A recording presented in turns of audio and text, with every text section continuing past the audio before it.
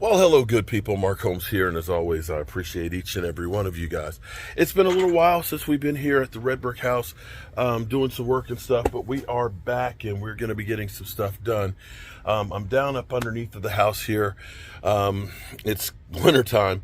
It's kind of windy outside and it's cold, but I'm going to be working a little bit on the back porch. I've got a couple of the 2x4 that are rafters that have some splits on them. Fortunately, one of the things we did was we built a retaining wall back here to help make the fireplace that's right here more stable, as well as the foundation. This was originally dug out, I think later on, to make it a usable space where they kind of sloped the walls.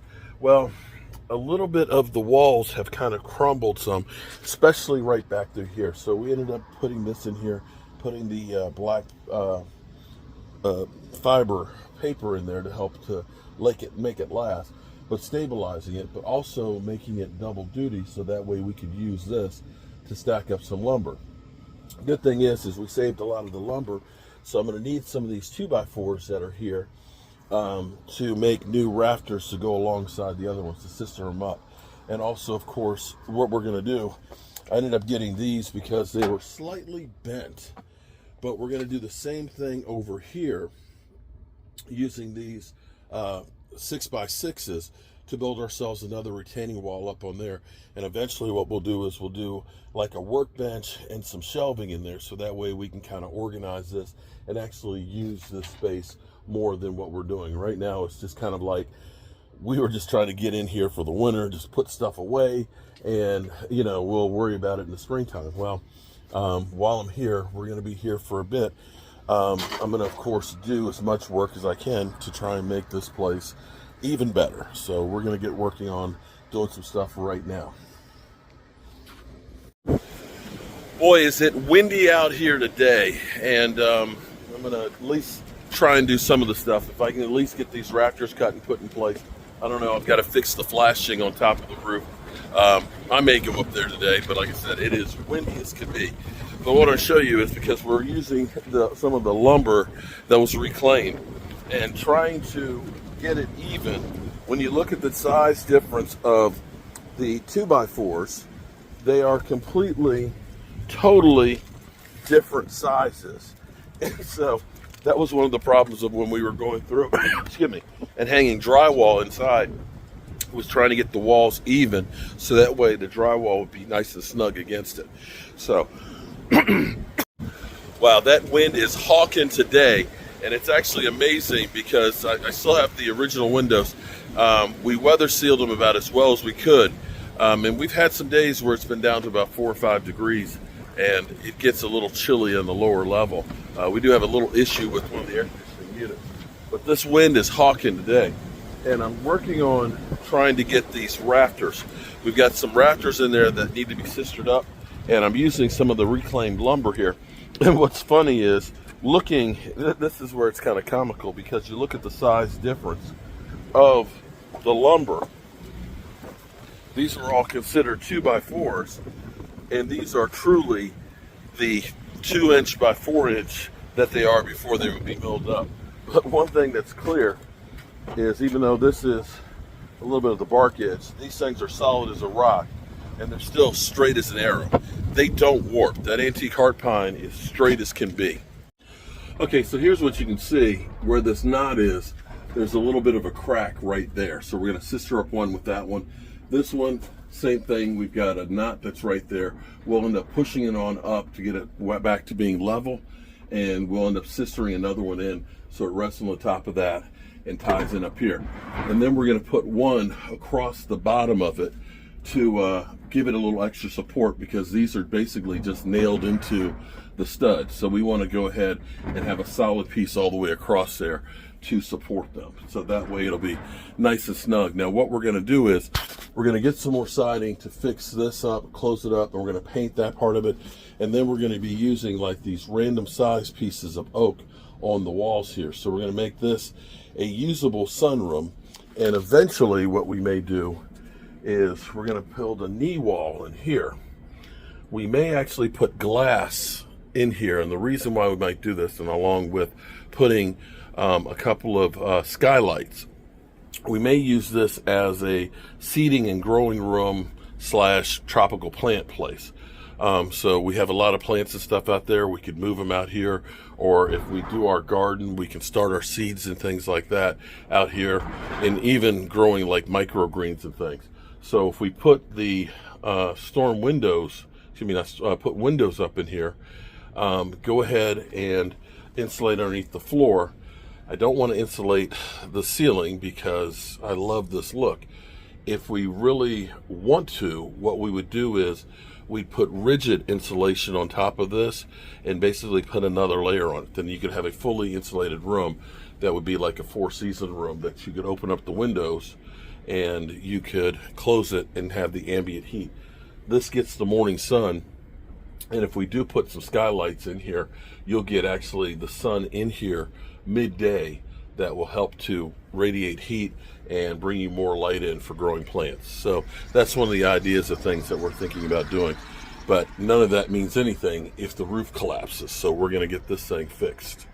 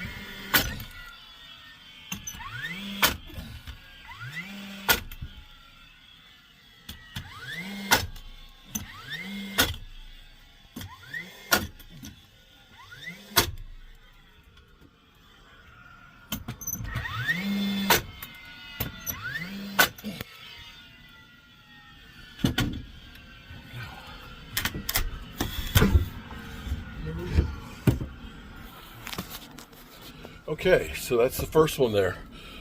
Sistered up in there.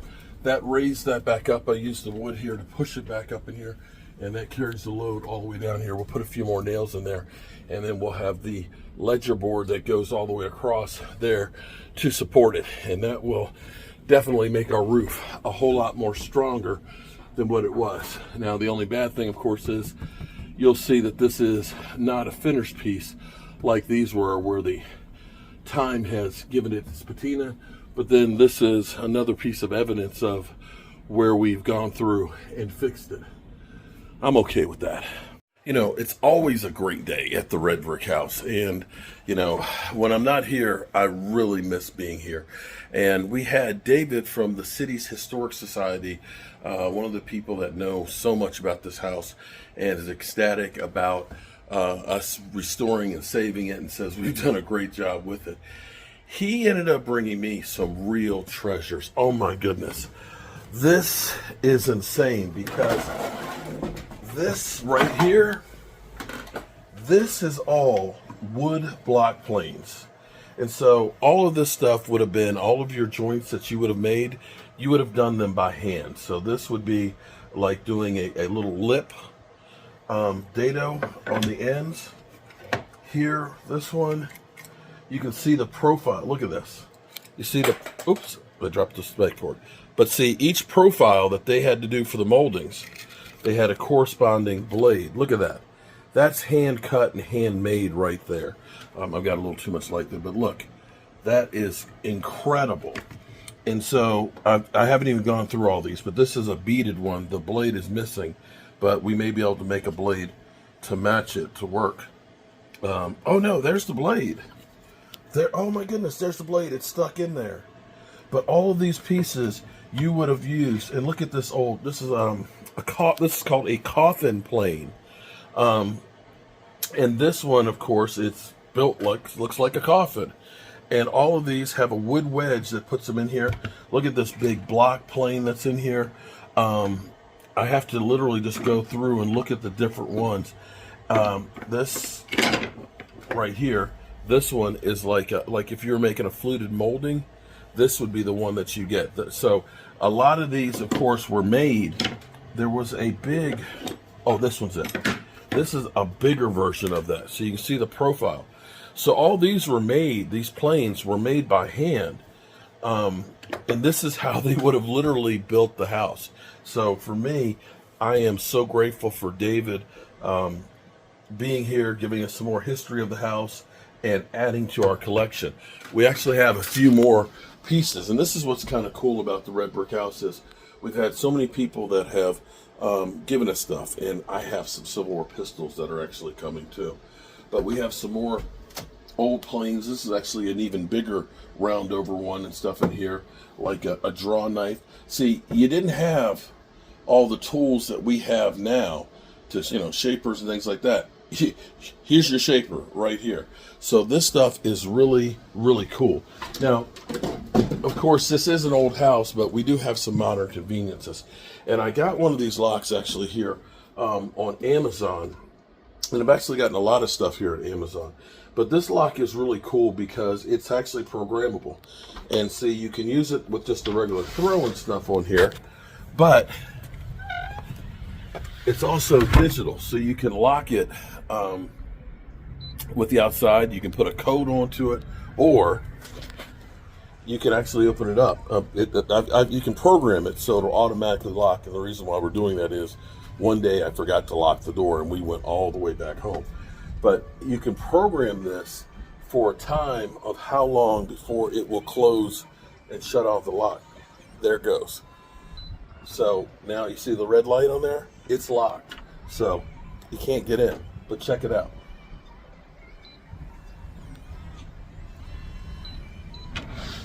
My fingerprint unlocks the door. So the nice thing is, if I'm going over to Walmart and getting some groceries, coming back, I can put my finger on there, bam, it's unlocked. Or you can use a key on it as well. So nice lock that's really good to feel secure.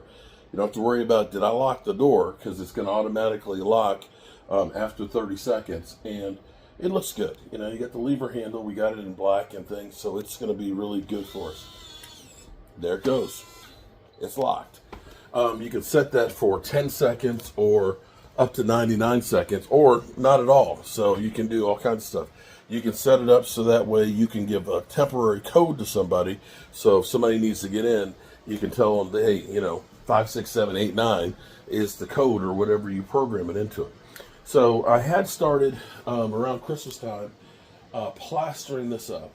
I do have a couple little hairline cracks in here, but that's okay because it's solid. You're going to get some cracking when you're doing plastering. I'm beginning to wet this down so that way I can put finished plaster over it. I'm going to probably take the grinder and even that up on the ends here so that way it'll be consistent. And I may even use the lime wash. I may finally try a little lime wash because I don't want this to be white on here because I think it'll be too much white with the white woodwork. I may put like a little bit of a gray hue into it, but this will be a lot nicer. And of course we have our electric heat fireplace piece. It does put out heat. It has, the only drawback on this is it has the glass piece that's in the back of it. So we might end up putting a screen on this, which will help block that piece of glass that's on there. But that's where it reflects and looks like a fire. So we've gotten that squared away here today. I'm going to keep wetting this, and then we'll probably plaster maybe tomorrow or the next day. And I've got to go back up on the roof. I found where the eave goes up in there, there's a spot where you can feel the warm air coming out of it. So we're going to end up sealing that up with some insulation. We're going to pack some in there to keep that air from infiltrating into the house. And so that's some of the things that we're working on right now. All right. Look at all those planes. They're going to be beautiful.